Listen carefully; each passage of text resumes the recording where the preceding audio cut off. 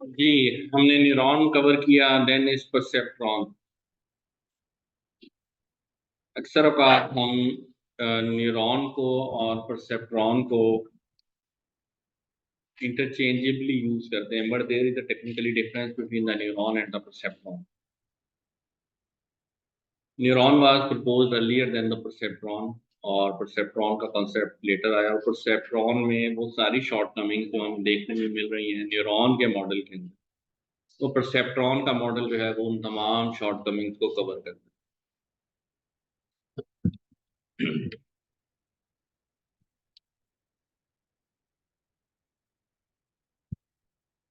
1958 में, वो शायद 49 था या 43 में प्रपोज हुआ था। ये हमारे पास 58 में प्रपोज किया था एक साइकोलॉजिस्ट ने, और 1969 में इसको फर्दर रिफाइन किया गया।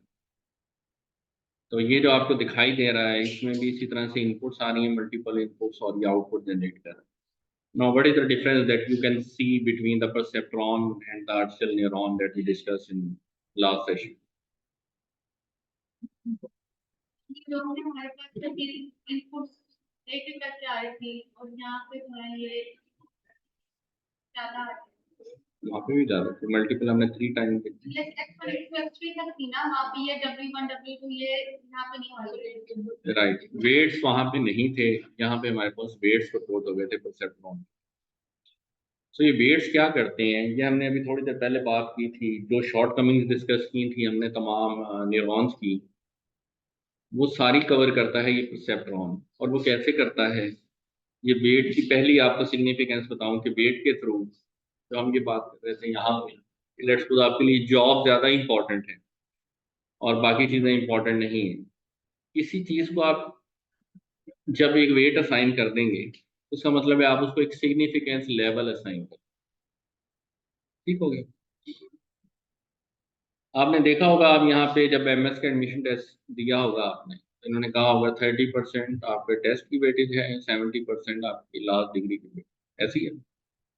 तो इसका मतलब है कि 30% इतना इम्पोर्टेंट नहीं था जितना 70% important.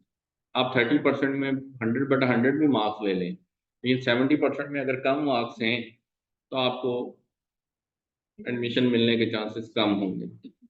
On the other hand, अगर आप 30% वाले पोर्शन में जस्ट पास हुए हैं, लेकिन 70% वाले पोर्शन में आपने बहुत ज़्यादा अच्छा परफॉर्म किया, आप ओवरऑल बहुत अच्छा ग्रेड आपका, ऐसे ही है ना, मेरिट अच्छा आ जाता।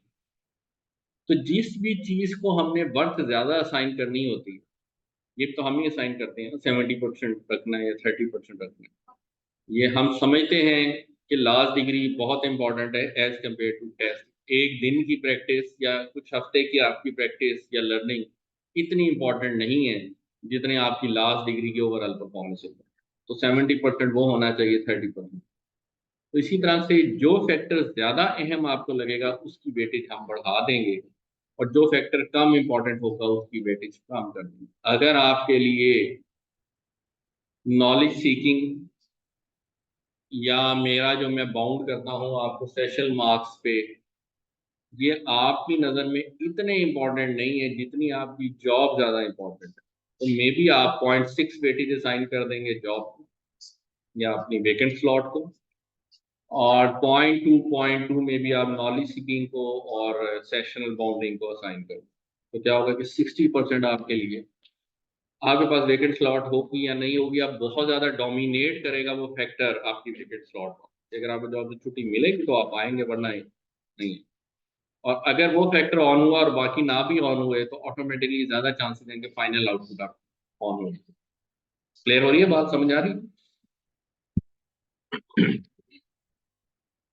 तो परसेप्ट्रॉन में हर इनपुट के साथ हमने उसकी वर्थ असाइन कर दी, उसको वेट असाइन कर, उसकी सिग्निफिकेंस असाइन कर, कितना इंपॉर्टेंट फैक्टर है। तो वही इक्वेशन जो हम लास्ट टाइम देख रहे थे, अब हमारे पास इक्वेशन बन गई समेशन I1 to n और WI इंटू XI।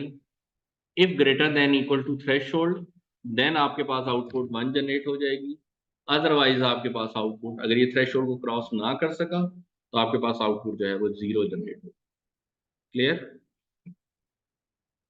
और मजीद उसने इसी को सिंप्लीफाई करके इस तरह से लिख दिया कि वो थीटा को लेफ्ट साइड पे उसने मूव कर दिया, तो वो हो गया WI × XI - थीटा। क्लियर? कोई question? Now another factor is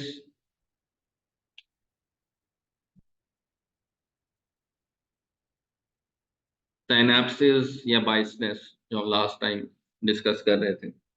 वो साइनेप्सिस या बाइसनेस क्या है? वो एक कंटिन्यूअस इनपुट है हमारे पास, जो प्री बिल्ड थॉट्स हैं, प्री एज्यूम्ड फैक्टर्स हैं, वो हमारे पास वो भी अपना एक रोल प्ले कर रहे होंगे। हालात और वाकयात क्या हैं, लेकिन मैंने जो सोच लिया, मैंने आपको पास नहीं करना तो नहीं करना, ठीक है, बेशक अब आपने मेहनत शुरू कर, लेकिन अगर मेरी है ना, हमारे पास होता है ना, बाइसनेस क्रिएट हो जाती किसी के लिए, कि वो चाहे जितना भी हालात में परफॉर्म कर ले, अगर आपने सोच लिया कि मैंने यही फैसला लेना है, तो आपने फिर वही लेना है। वो जो वही लेना है, वो एक्चुअली क्या इनपुट होती है? वो बाइसनेस की इनपुट होती है, जो ओवरऑल सारी सिचुएशन को चेंज करती है। तो रियल सिनेरियो आप समझ लेंगे, x1 से लेके xn तक आ रहा है, और ये x नॉट और w नॉट जो है, ये वो बाइसनेस का फैक्टर है, जो कंटिन्यूसली इसमें रोल प्ले करके ओवरऑल समेशन को चेंज कर रहा है। तो इसमें नॉर्मल प्रैक्टिस हमारी ये है कि हम इस इनपुट को 1 रखते हैं, x0 को, वेट हमारे पास थ्रेशोल्ड में चला जाता है, माइनस थ्रेशोल्ड। ठीक हो गया? सो नाउ जो हम लास्ट टाइम एज्यूम कर रहे थे कि हम एक थ्रेशोल्ड, फिक्स थ्रेशोल्ड दिया करेंगे, हैंड कोडेड या हार्ड कोडेड थ्रेशोल्ड देंगे। अब वो हैंड कोडेड या हार्ड कोडेड थ्रेशोल्ड नहीं रहा, अब वो भी एक वेट का पार्ट बन गया, W0 minus theta. Minus theta क्यों? ये माइनस थीटा, समझ आ रही? नहीं यार, ये सिचुएशन कुछ ऐसे है,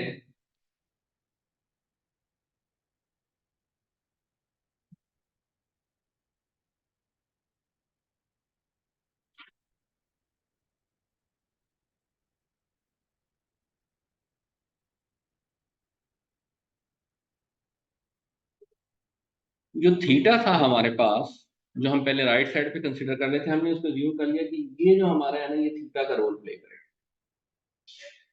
जो इस साइड पे आके माइनस नहीं हो गया था, माइनस थीटा, तो हमने ये कंसीडर किया कि ये जो ओवरऑल फैक्टर है, ये माइनस थीटा के बराबर है। और हमने माइनस थीटा पे फर्दर असाइन करने के लिए इसको माइनस थीटा असाइन, इसको हमने कंटिन्यूसली 1 पे सेट किया। ये इनपुट 1 रहेगी, और वेट जो W0 था, वो हमने माइनस थीटा पे सेट किया। यहाँ तक बात समझ आ गई? हम x0 को भी तो माइनस थीटा कर सकते थे, W0 को 1 कर देते। ये हमने क्यों नहीं किया? क्या ख्याल है?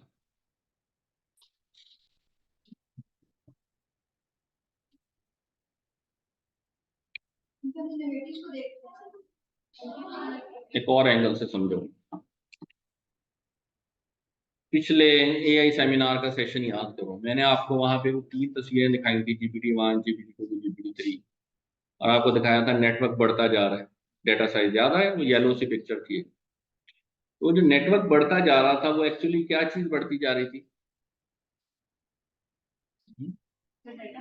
डेटा तो बढ़ रहा था, डेटा तो मैट्रिक्स से शो हो रहा था, जो न्यूरल नेटवर्क सा दिखा रहा था, छोटा था, फिर बड़ा हो गया, फिर बड़ा हो गया। पैरामीटर्स बढ़ रहे थे। पैरामीटर्स क्या होते हैं?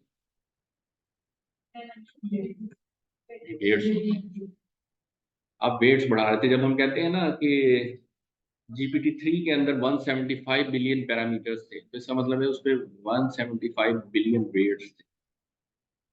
और जब हम कहते हैं कि GPT-4 के अंदर अब 1 ट्रिलियन पैरामीटर है, तो इट मीन्स कि उसके अंदर 1 ट्रिलियन वेट्स हैं।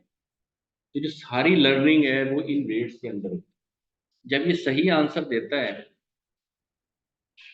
तो ओके हो जाती है बात। जब अगर ये गलत आंसर देता है तो हम किस चीज को चेंज करते हैं, इन वेट्स को ट्यून करते हैं। हम कहते हैं ट्रेनिंग हो रही है, GPT-3 पता नहीं 1 साल ट्रेन हुआ, GPT-4 भी, GPT-5 आजकल ट्रेन चल रहा है, पता नहीं कितने अर्से से ट्रेनिंग चल रही है। तो वो क्या हो रहा है, उसके वो वेट्स को ऊपर नीचे ट्रेन सेट कर रहे हैं कि जहां पे ये बिल्कुल आपको आंसर अच्छे बेहतरीन आंसर करना स्टार्ट कर। समझ आई बात?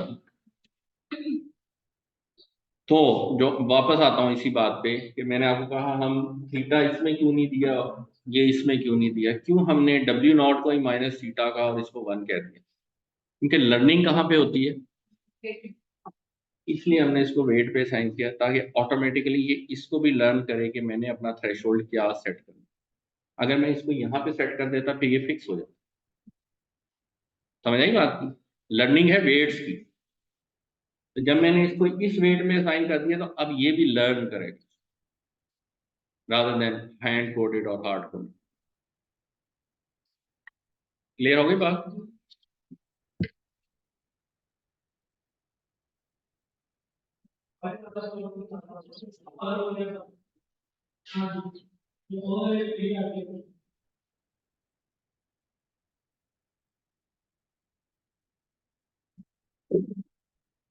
चलें जी आगे। अच्छा ये एग्जांपल मैंने आपको सादा अल्फाज में ऊपर करवा दिया, ये वही एग्जांपल है। ये वो लीग है, आपको शायद समझ नहीं आएगी, फुटबॉल जो देखते हैं उनको समझ, आप इस एग्जांपल से इसको समझ लें। अब उसने इसमें वही चीज़ें सेट की हैं, वही 3 इस तरह के पैरामीटर्स हैं। और अगर आपकी जॉब के लिए, जैसे मैंने अभी कहा, अगर आपके लिए जॉब ज़्यादा इंपॉर्टेंट है तो आप उसको वेटेज 60% असाइन करें, ऑटोमेटिकली आपकी जॉब की वेटेज बढ़ जाएगी as compared to the other two, जो हम कह रहे थे last time missing. So what are the perceptrons? Clear हो गई बात? So perceptron strength is perceptron separates the input space into two halves, as already neuron has also done, positive and negative. A single perceptron can only be used to implement linearly separable functions. ये याद रखें, single neuron की capability है इतनी, neuron हो या perceptron हो। Generally आप जहां भी आइंदा सुनेंगे ना, वो हम न्यूरॉन ही कह रहे थे, मैं खुद भी कह रहा हूँ। लेकिन आपको ये समझ होनी चाहिए कि न्यूरॉन में और परसेप्ट्रॉन में एक्चुअली डिफरेंस क्या है, कहीं पूछा भी जा सकता है। तो टेक्निकली वो परसेप्ट्रॉन ही है जो हम यूज कर रहे हैं, क्योंकि हम उसको न्यूरल नेटवर्क कहते हैं तो हम उसको फिर न्यूरॉन ही कह जा रहे हैं। सो अ सिंगल परसेप्ट्रॉन हमेशा, चाहे न्यूरॉन हो चाहे परसेप्ट्रॉन हो, ये लीनियर सेपरेबिलिटी कर सकता है, नॉन लीनियर नहीं कर सकता। Weights including the threshold can be learn, weights learn हो सकते हैं थ्रेशोल्ड समेत। ठीक हो गया? इनपुट जो है वो परसेप्ट्रॉन के केस में रियल वैल्यूज होते हैं।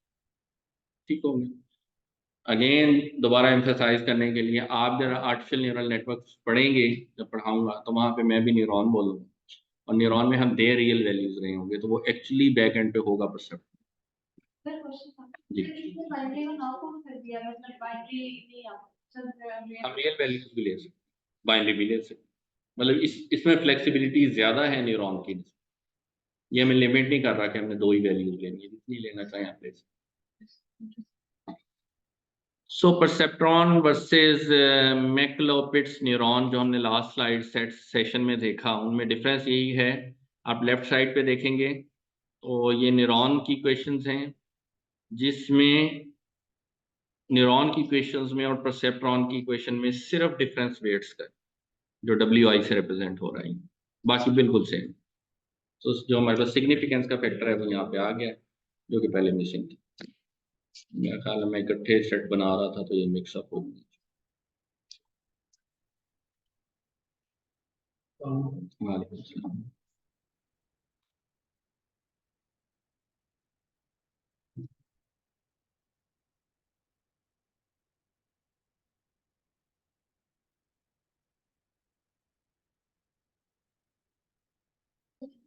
अच्छा बच्चों इसको सुने, ये 2-3 स्लाइड हैं, इसको हम जरा समझने की और सॉल्व करने की कोशिश करते हैं।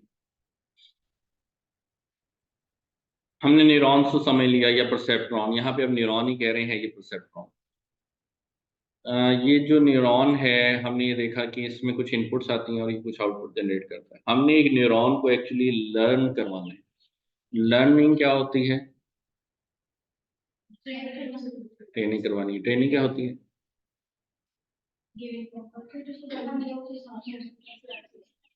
उस हिसाब से। और लर्न क्या होता है?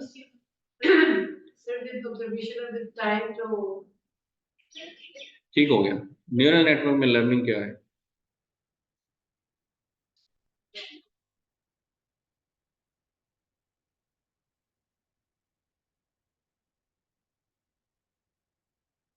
आपको ये भी नहीं कह सकता चाय पी के आए।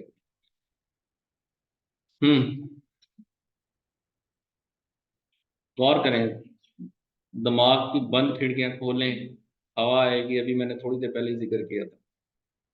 ट्रेनिंग से क्या मुराद है न्यूरल नेटवर्क के अंदर? वेट्स को ऑप्टिमाइज करना, वेट्स को ऐसे एडजस्ट करना कि वो आपकी रिक्वायर्ड आउटपुट जनरेट करे। आप उससे पूछते हैं कि let me know brief history of Pakistan, तो वो आपको हिस्ट्री ऑफ पाकिस्तान देता है। ऐसे तो नहीं आप हिस्ट्री ऑफ पाकिस्तान पूछते हैं उससे और वो यूनिवर्सिटी ऑफ सरगोदा पे ऐसे लिखना स्टार्ट कर देते हैं। ये है अनएक्सपेक्टेड आउटपुट। वो आपकी एक्सपेक्टेशन पे देता है, और वो एक्सपेक्टेशन पे कैसे देना है, शुरू में हो सकता है जब उन्होंने पहली दफ़ा चलाया हो, पहली आउटपुट ली हो, university of Sargodha sorry Pakistan के बारे में पूछें, वो यूनिवर्सिटी ऑफ सरगोदा का बताएं। क्यों? क्योंकि वेट्स ठीक एडजस्टेड नहीं थे, फिर वेट्स एडजस्ट होने स्टार्ट हुए। ठीक है। और वेट्स एडजस्ट होते होते फिर आखिर में ये सिचुएशन आई, साल 2 साल की training, training mean weights adjustment. Weights इस तरह एडजस्ट हुए कि अब आप उससे पूछते हैं पाकिस्तान की हिस्ट्री बताएं, तो वो आपको पाकिस्तान की हिस्ट्री ही बता। इसका क्या मतलब है? वो मॉडल ट्रेन होके ऑप्टिमाइज हो चुका है। ऑप्टिमाइज मीन उसके जो वेट्स हैं वो बेस्ट पॉसिबल वेट्स हो चुके हैं। समझ आ गई?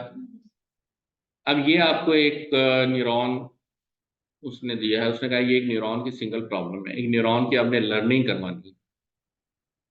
लर्निंग ये करवानी है कि ये न्यूरॉन को इनपुट देते हैं तो ये आउटपुट आनी चाहिए। न्यूरॉन को ये इनपुट दें तो ये आउटपुट आनी चाहिए। अब आप अपने न्यूरॉन की लर्निंग करवाएं, मीन उसके वेट्स को इस तरह से एडजस्ट एंड ऑप्टिमाइज करें कि जब ये इनपुट्स दी जाएं तो ये सही आउटपुट जनरेट। समझ आ गई बात? सबको समझ आ गया? किसी को कोई कंफ्यूजन हो उसमें? तो दिस मीन कि वी हैव अ न्यूरॉन जिसमें दो इनपुट्स आ रही हैं, one is x1 and the second one is x2। x1 के साथ जो वेट मल्टीप्लाई होगा वो w1, x2 के साथ जो मल्टीप्लाई होगा वो w2, और थर्ड इज द थ्रेशोल्ड। वो थ्रेशोल्ड हमारे पास होगा w0 x0, और हम एज्यूम कर रहे हैं कि x0 हमारा 1 ही होगा, और w0 w1 w2 ये तीनों हमें चाहिए। x1 और x2 हमें मुख्तलिफ गिवन है, कॉम्बिनेशन पेयर्स गिवन है। जो बात रही w0 w1 और w2 की, तो वो उसने हमें इनिशियली कहा है कि उसने कोई रैंडम इनिशियली w0 w1 और w2 चूज किए हैं, और आई थिंक कि w1 जो है वो 0.75 है, w2 जो है वो 0.5 है, और w0 जो है वो -0.6 है। ये इनिशियली उसने हमें रैंडम वेट्स दिए थे। अब वो ये कह रहा है कि आप इस न्यूरॉन को ट्रेन करें, इस तरह से ट्रेन करें कि जब मैं 1 1 दूं तो आउटपुट 1 आनी चाहिए, जब मैं 9.4 6.4 दूं तो आउटपुट -1 आनी चाहिए, एंड सो ऑन। ठीक हो गया? तो मैं पहली इनपुट देता हूं इसको, अपने कैलकुलेटर खोल के रखिए। मैं इसको पहली इनपुट देता हूं तो W वो आती है, वो इनपुट क्या आएगी? 1 1 आ गई, इधर भी और इधर भी। ठीक है, पहला उसने यही बताया ना। 1.0 1.0, x1 पे भी 1.0 आ गया, x2 पे भी 1.0, और इन पे वेट्स हमें पहले से ही पता थे क्या क्या है।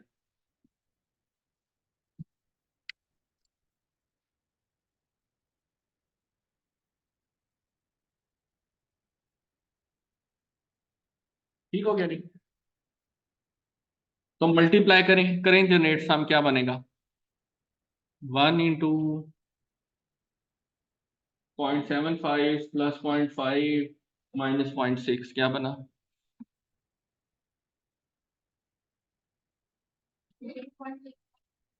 0.65।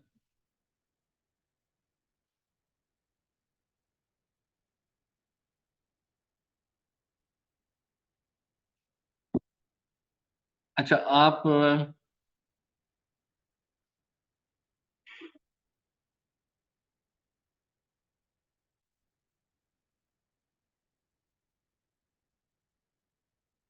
और सिंपलिसिटी अभी ज्यूम करें, आई थिंक 0.5 ही था, कि 0.5 या राउंड ऑफ कंसिडर करें, 0.65 को राउंड ऑफ करेंगे, क्या बन गया?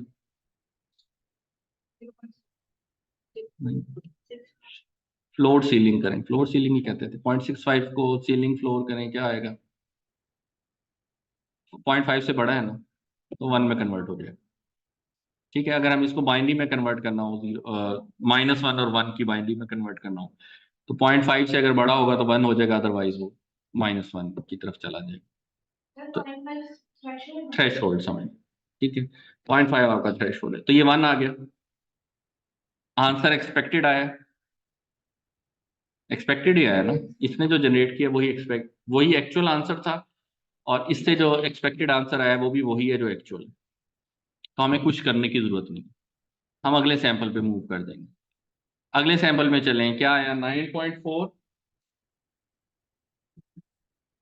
6.4, इसको कैलकुलेट करें जरा, आंसर क्या आएगा?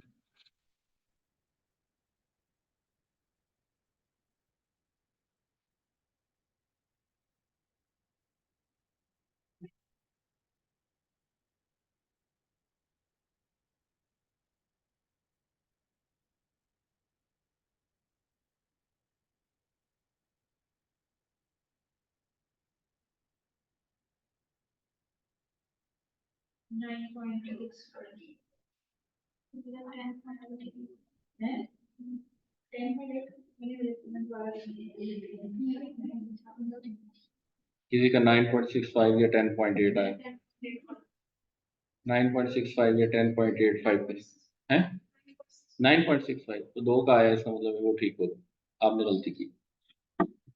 तो 9.65 अगर आपके पास जनरेट हो रहा है, तो 9.65 0.5 से बड़ा है, 0.5 थ्रेशोल्ड से बड़ा है, तो आउटपुट क्या आ गई?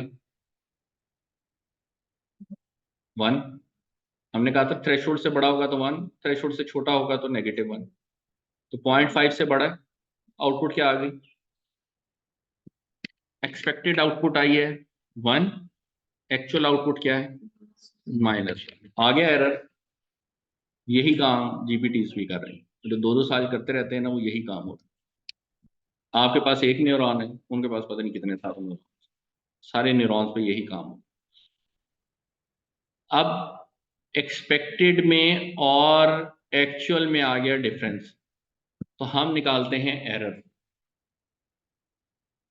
एरर निकालने का तरीका होता है एक्चुअल माइनस एक्सपेक्टेड। कितना आ गया एरर?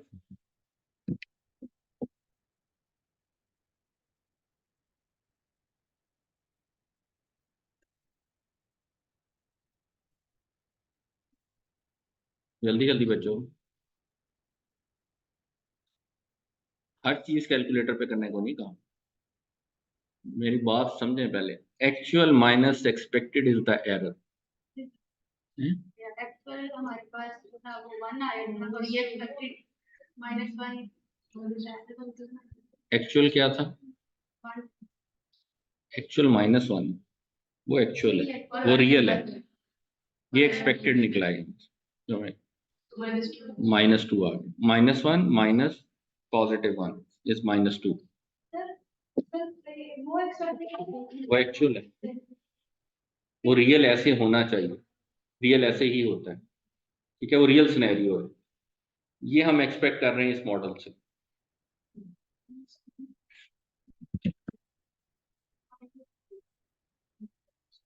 सर मुझे समझ नहीं आई इस बात की कि ये -1 -1 -1 एक्चुअल क्या है?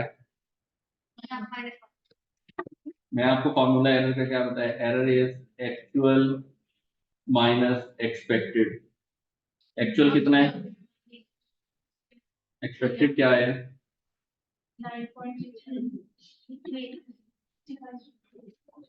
ठीक हो गया। जब एरर आ जाता है फिर वेट्स चेंज होते हैं,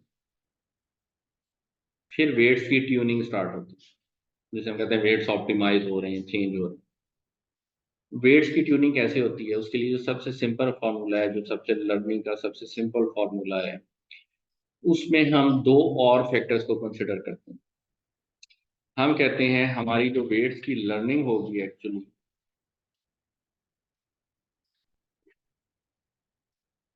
वो होगी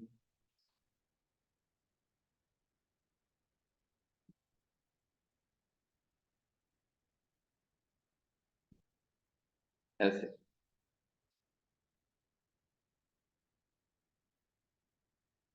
वो फॉर्मूला ये है आपके पास कि जितना आपने चेंज करना है वेट के अंदर, change in weight WI is equal to nu into error, ये जो ब्रैकेट में है ये एरर, ये जो हमने कर एक्चुअल माइनस एक्सपेक्टेड या desired minus expected, actual minus expected या डिजायर्ड माइनस, ये एरर आ गया इनटू द इनपुट। उस पे इनपुट क्या था? रीजन इज कि हमें ये नहीं पता चलता कि किस इनपुट फैक्टर की वजह से एरर जनरेट हुई। तो हम एज्यूम करते हैं या किस इनपुट फैक्टर की वजह से, किस वेट की वजह से एरर जनरेट हुआ है, तो हम एज्यूम ये करते हैं कि सब ने ही रोल प्ले किया है, सबको उनके मैग्नीट्यूड के हिसाब से चेंज होना पड़ेगा, ठीक है। तो मैग्नीट्यूड क्या है, वो एक्स आई है, जितनी इनपुट आ रही है उस पे, उस वेट पे जितनी इनपुट रिकॉर्ड हो रही है। एरर तो सबके लिए कॉमन होगा, एरर तो पूरा एंड पे निकला ना।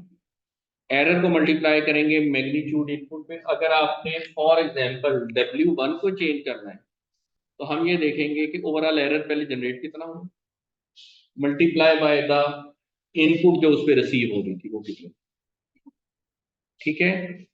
और इसके साथ हम मल्टीप्लाई करेंगे लर्निंग रेट। ये तीन चीजें मल्टीप्लाई होंगी तो हमारे पास चेंज इन वेट निकले, वेट को कितना चेंज हो।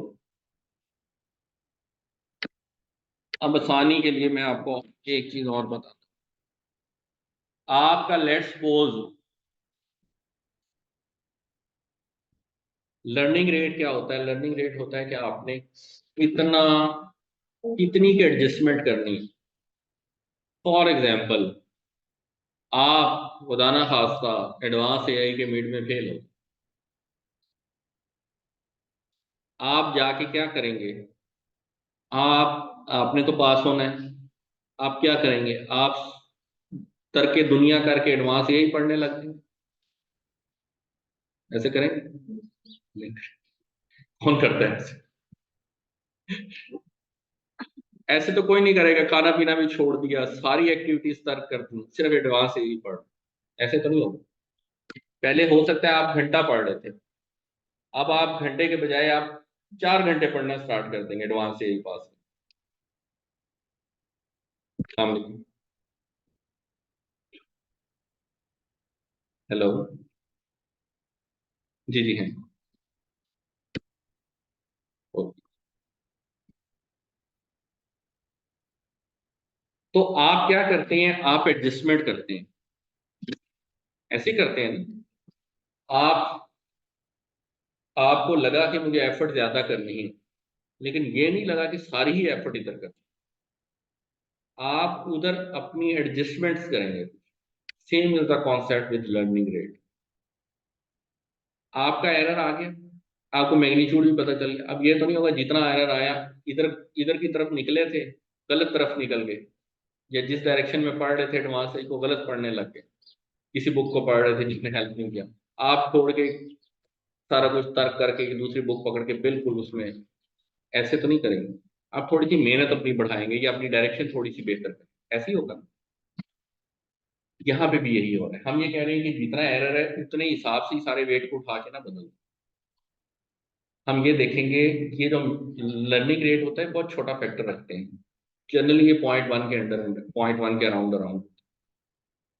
यानी कि एरर अगर 100 का आया है, आप उसका 0.1 निकलेगा सिर्फ 10 यूनिट्स आप चेंज लाएंगे उसके अंदर। इतनी बड़ी चेंज नहीं लाएंगे, बड़ी चेंज लाएंगे, बड़ी लर्निंग करेंगे, तो फिर ये होगा एक दिन पढ़ा एडवांस एल्गोरिदम, दूसरे दिन उस सारे को भूल के पढ़ा एडवांस ही है। समझ आ रही है बात की? जब लर्निंग रेट ज्यादा होगा तो आप ऑसिलेट करेंगे, कभी एक तरफ कभी दूसरी तरफ कभी तीसरी तरफ। हम ऑसिलेट नहीं करवाते। ये तो रियल वर्ल्ड से आपको एग्जांपल दे रहा हूँ। अब आपको न्यूरल नेटवर्क की टाइप, अगर आपको किसी ने ये दिखाया था दिस इज टू, ठीक, फिर आपको आपके माइंड में एक इमेज बन गया टू का, ये आपके माइंड में इमेज बन, आपको किसी ने कहा दिस इज टू, आपके माइंड में इमेज, इसकी जो शेप है वो कुछ ऐसे चीज हो, बीच की शक्ल वहां पे बन। ऐसे नहीं हुआ कि जब किसी ने आपको ये दिखाया आपने कहा सिर्फ टू तो यही होता और तो टू है ही तो, ऐसे तो नहीं होता। आप थोड़ा सा उसकी तरफ लर्निंग अपनी शिफ्ट करते हैं, पुराना इंप्रेशन भी कायम रहे और नया इंप्रेशन भी आ। अगर अगर लर्निंग रेट ज्यादा हुआ तो फिर ये होगा पुरानी बात भूल गई, आज ही की आदत। समझ आ रही है बातें? तो लर्निंग रेट को इसलिए थोड़ा रखा जाता है कि एरर के हिसाब से थोड़ी सी तब्दीली करेंगे, वेट्स में ज्यादा नहीं तब्दीली करनी।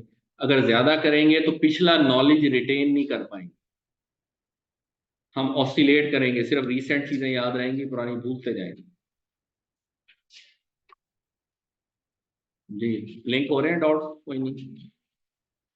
तो लर्निंग रेट के साथ हम मल्टीप्लाई कर रहे हैं एरर, जो पूरे ब्रैकेट में लिखा हुआ है उसमें, और उसके साथ जो इनपुट आ रही है, ये तीनों चीजें मल्टीप्लाई करेंगे तो हमें पता चलेगा चेंज इन वेट कितना हो। ठीक हो गया? अब मुझे बताएं कि change in weight on W I कितना होगा, बताओ, कैलकुलेट करो। हाँ, लेट्स सपोज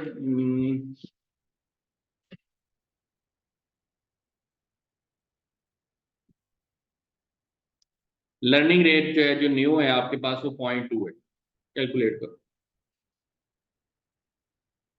एरर कितना आया था? -2। इनपुट भी आपको पता है क्या है? 9.4 आपको पता है, एरर -2 पता है, लर्निंग रेट मैंने आपको बता दिया कितना है, 0.2। अब इसके हिसाब से देखो कि W1 में कितना चेंज आएगा।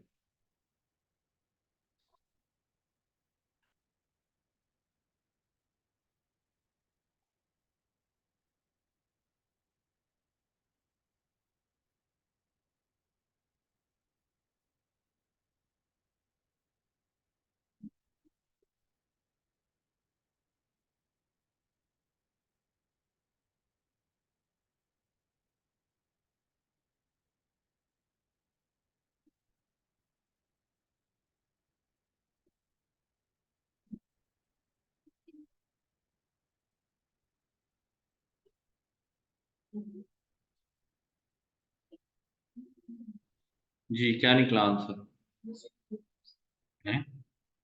इतना बड़ा 0.2 इंटू -2। हाँ, इतना बड़ा फैक्टर निकल, कंफर्म करें बाकी लोग। हम्म, मेरा ख्याल है इतना, अराउंड इतना ही आएगा है। 3.76। ओरिजिनल वेट क्या था यहाँ पे? है, ओरिजिनल वेट क्या था?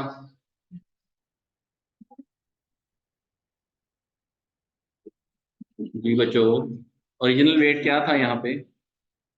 0.75 0.75 था वेट। तो उस वेट में ये जो नया आपने निकाला ये ऐड करेंगे तो नया वेट निकला। ये चेंज इन वेट निकाला है ना आपने। चेंज इन वेट को वेट के साथ ऐड करें तो आपके पास नया वेट निकला।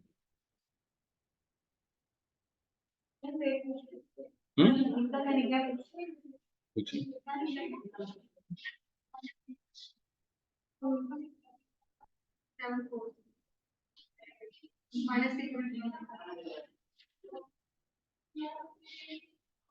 पहले तो 3.76 सारे निकाल लें ताकि आपको वेट निकालना आ जाए। बाकी तो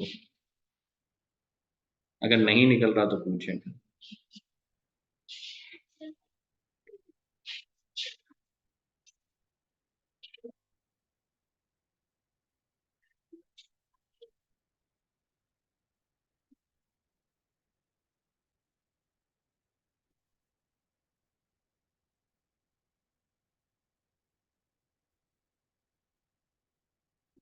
जी बच्चों, निकला है सबका 0.376 निकला है सबका। पहले तो ये बताओ वेट, चेंज इन वेट निकला है -3.76 निकला है। आपका भी निकला है बच्चों? नहीं निकला। क्या निकल रहा है आपका आंसर? -8.6।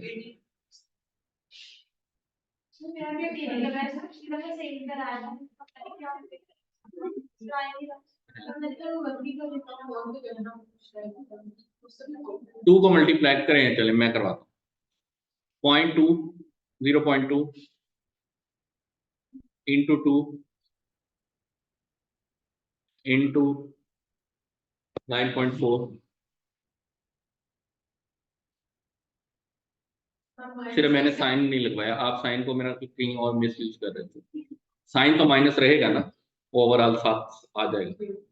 और माइनस तो कहीं माइनस कर रहे थे आप उसको, शायद ऐसे कर आगे वेट से। कौन से वेट?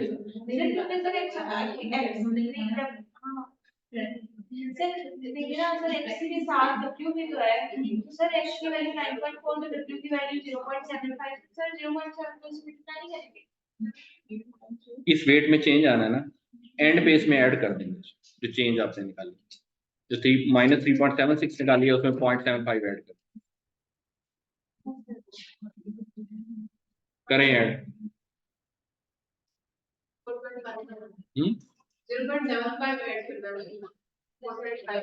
है वो निकला है -3.76 प्लस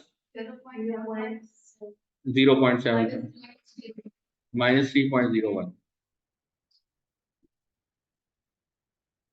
अब ये बताओ जिसको अभी भी नहीं आंसर सही निकला, आपका निकला है? नहीं निकला। आपका निकला है पीछे दोनों को निकल आया 3.76। आपका नहीं निकला। इधर आ जाओ आगे, राबे के साथ आगे बैठो।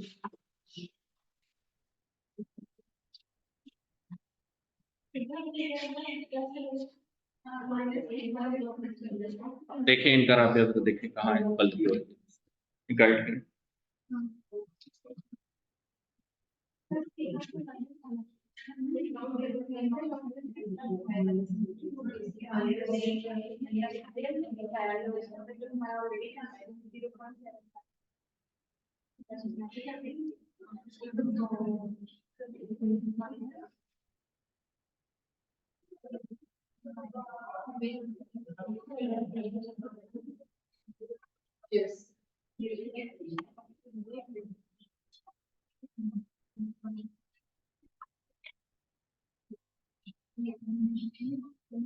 जी बच्चों, हो गया आपका?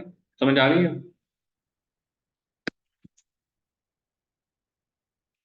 ये लेंगे, ये -3.01 आपका W1 निकला है। ठीक हो गया। इसी तरह से अब आप W2 भी निकालेंगे। उसमें 0.2 -2 इंटू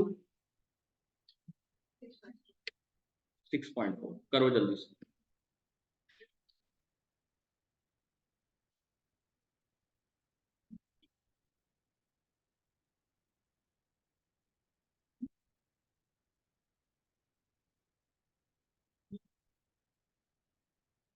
माइनस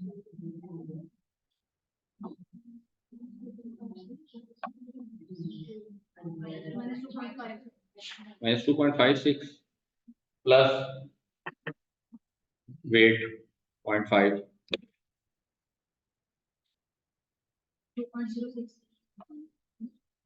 ठीक हो गया। इसी तरह से आप फिर थ्रेशोल्ड वाले पे भी डब्ल्यू नॉट के साथ भी यही काम करेंगे।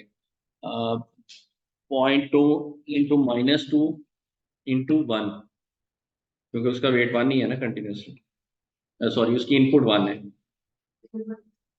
0.4 नेगेटिव, और पहले वहां पे -0.6 है, तो -0.6 प्लस -0.4 इज -1। ठीक हो गया, समझ आ गई।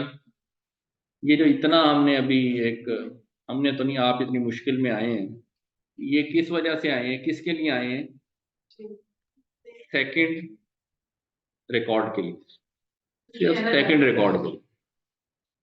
थर्ड पे अगर एरर आ गया, अब वेट चेंज हो गए, अब आप ओरिजिनल वेट से वो यूज नहीं करें, ये अपडेटेड वेट यूज। ये जो नीचे आपने -3.01, -2.06, -5, ये अब वेट्स हैं, पुराने खत्म हो। अब इसके साथ आप चलेंगे और अगला सैंपल देखेंगे 2.5 2.1 वाला। अगर इन वेट्स के साथ वो सैंपल की आउटपुट 1 आ गई, वेल एंड गुड, आप आगे मूव कर देंगे। अगर वो आउटपुट 1 ना आई, वो -1 आ गई, तो फिर आप यही सारा काम दोबारा रिपीट करें। समझ आ गई? तो इस तरह ये करने से, और जो मैं लर्निंग रेट इतना छोटा रखा है, इससे क्या होगा कि जो 9.4 और 6.4 के टाइम जो उसने लर्निंग की होगी, वो भी उसके अंदर महफूज रहेगी उन वेट्स में, और नई लर्निंग वे बेड होने की कोशिश करेगी। अदरवाइज अगर ये लर्निंग रेट ज्यादा होगा तो 9.4 6.4 वाली कहानी भूल जाए जब इस रिकॉर्ड पे चेंज करने लगे। क्लियर हुई बात? आप इस सारे से गो थ्रू करेंगे, ये 10 या 11 जितने भी सैंपल्स केवल, आप इस सारे से गो थ्रू जब कर लेंगे, इसे हम कहते हैं हमने डेटा सेट पे एक ईपॉक कंप्लीट कर, दिस इज वन ईपॉक। ये ईपॉक करने के बाद ये गारंटी नहीं है ये वेट ठीक हो गई, आप दोबारा इस पे चलाएंगे फिर एरर आए। क्यों आने के चांसेस हैं एरर? क्योंकि ये वेट जिनके हिसाब से एडजस्ट किए, हो सकता है अब आप जब दूसरी दफा इसको करने आए पहले रिकॉर्ड पे एरर आ गई, वो वेट सब कुछ और है।